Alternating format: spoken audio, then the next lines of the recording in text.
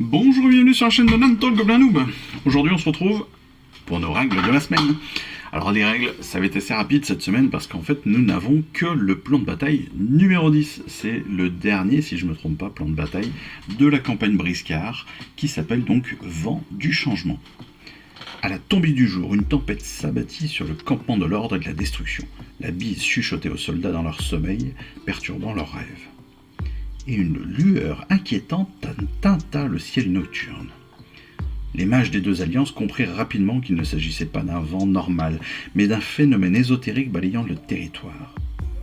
À mesure que la nuit avançait, des signes de magie devinrent évidents, même pour le commun des mortels.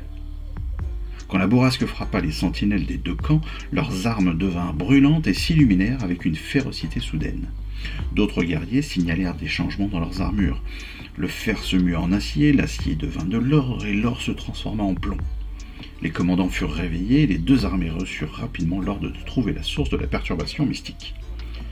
Les meutes barbares remontèrent à la piste occulte à travers une forêt de rouille robes jusqu'à atteindre un portail flamboyant alors que les Sigmarites franchissaient une crête et arrivaient sur le même site, à l'opposé de leurs ennemis. L'espace d'un instant, les deux hostes se jaugèrent, puis les officiers aboyèrent des ordres, les deux forces se ruèrent vers la mystérieuse porte de royaume, et l'une vers l'autre, bien évidemment. Cette campagne, on va en avoir l'habitude maintenant, évidemment, oppose l'ordre à la destruction, c'est la logique pure, avec toujours 2 options de héros et 4 options de troupes pour chacun. On commence là aussi à en avoir l'habitude. Ce plan de bataille, en fait, comment il va se dérouler ?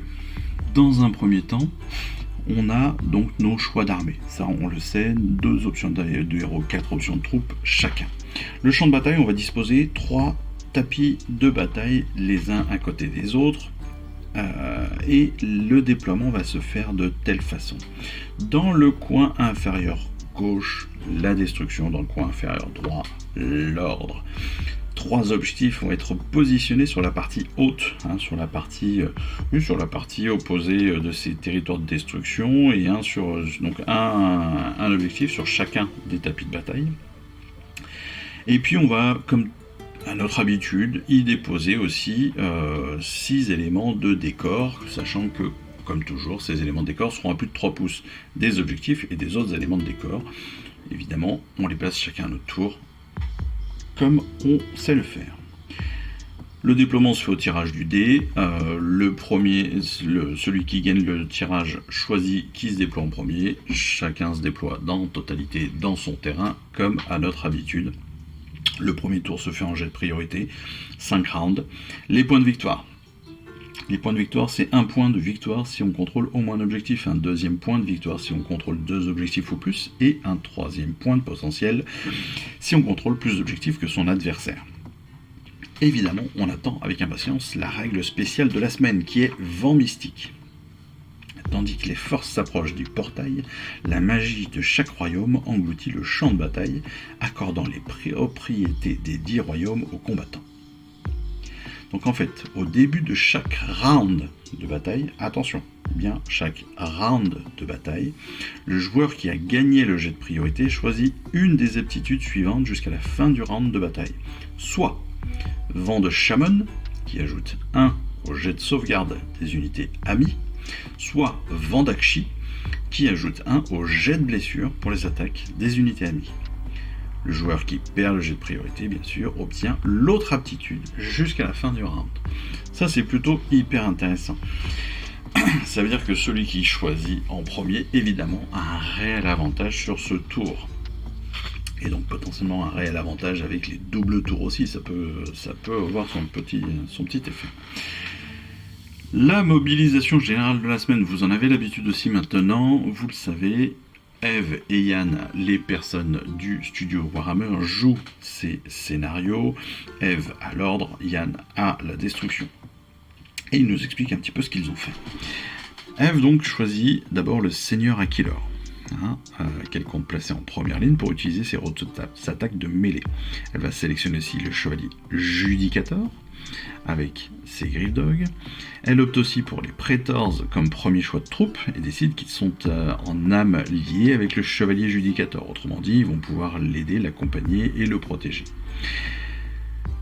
Elle prend ensuite un char foudroyeur comme unité rapide afin de soutenir le Seigneur Aquilor. Donc là, on a deux unités très très rapides, des unités montées très rapides qui peuvent tirer, qui peuvent taper très facilement et qui sont hyper puissantes. Ces deux derniers choix de troupes sont des Vindictors comme unité de mêlée polyvalente. On l'a vu sur une des dernières vidéos dans les éléments de tactique. Et les Vigilors comme unité de tir puissant. Parce que pour obtenir donc une force bien équilibrée avec des attaques de tir, avec d'excellentes attaques de tir d'ailleurs, et puis donc cette partie polyvalente avec les Vindictors. Donc là une armée assez équilibrée pour Eve. Yann, lui, il va choisir dans un premier temps le chaman vasomancien, avec son gros touilleur qui sont son premier héros. Il va ensuite prendre le Louvboss sur Squig des cavernes géants, et pour tirer le meilleur parti de leurs aptitudes combinées, il va sélectionner des Bone Grots en premier choix de troupe, afin de les déployer aux côtés du Louvboss. Ensuite, il va recruter les Sournifleurs. En recrutant les Sournifleurs, il reçoit gratuitement les Fanatiques. Donc ça c'est plutôt intéressant, ça lui laisse plus de figurines et donc plus de potentiel aussi. Et puis pour un petit peu de tir de soutien, il va prendre les embrocheurs en les déployant à l'arrière de sa force, mais toujours à portée avec leur tir de précision. Et enfin, il va choisir le troupeau de Squig pour ses effets importants et ses bonnes attaques de mêlée. Comment est-ce qu'ils s'en sont servis ?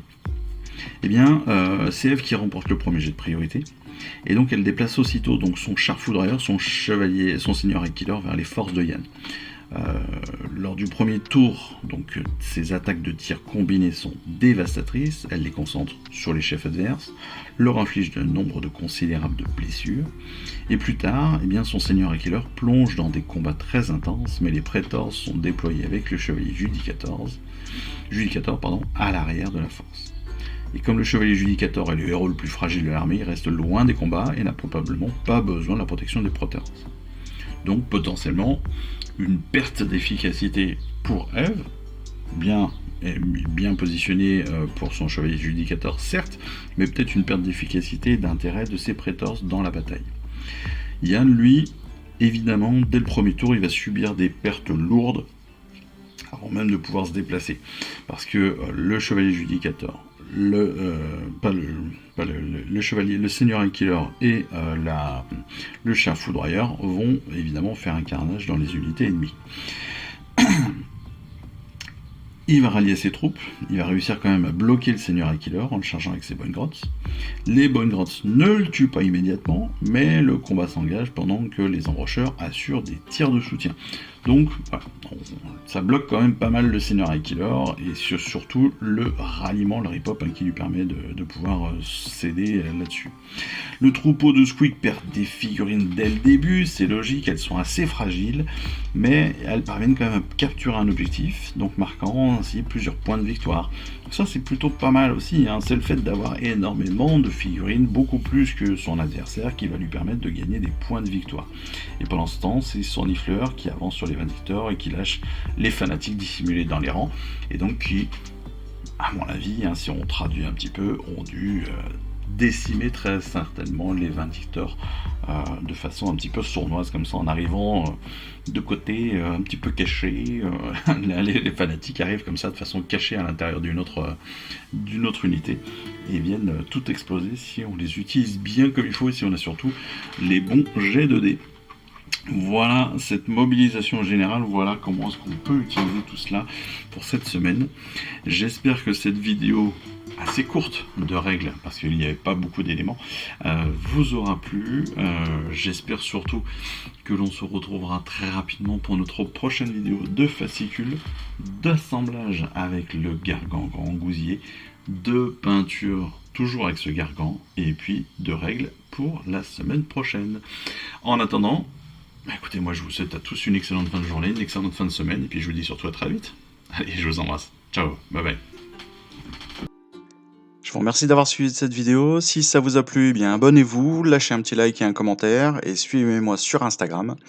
Instagram où je poste régulièrement des photos de mes dernières réalisations et dernières peintures. Et puis comme il est maintenant de tradition sur la chaîne, je vous souhaite une excellente fin de journée et surtout, lisez bien, collectionnez bien, assemblez bien, peignez bien et jouez bien. Allez, je vous embrasse et puis je vous dis à très vite. Allez, ciao, bye bye.